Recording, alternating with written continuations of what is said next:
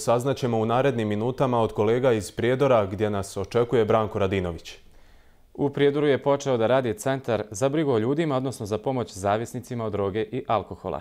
Inicijator je bivši zavisnik Emil Bakaj, koji je formirao centar uz podršku hrišćanskog humanitarnog udruženja Hleb života. 42-godišnji Prijedorčanin Emil Bakaj godinama se borio sa zavisnošću od alkohola. Ovaj porok odveo ga je do potpune propasti, izgubio je sve, porodicu i posao. Nije mu pomoglo ni bolničko liječenje sve dok nije stigao u komunu u Srbiji u kojoj bivši zavisnici pomažu novim.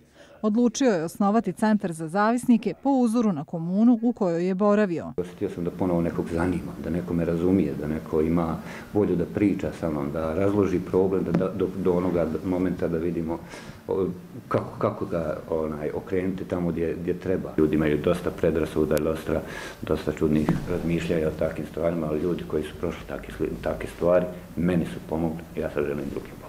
Hrišćansko humanitarno udruženje Hleb života obezbijedilo je prostorije za centar.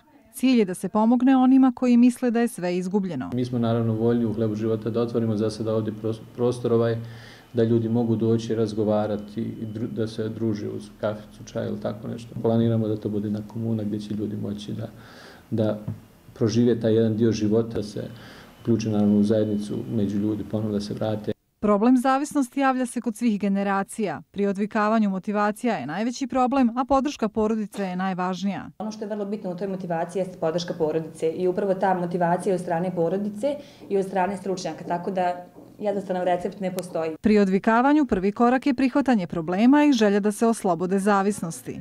Oni kojima je pomoć potrebna mogu se javiti na broj telefona 065 533 711 ili doći u prostorije udruženja Hleb života.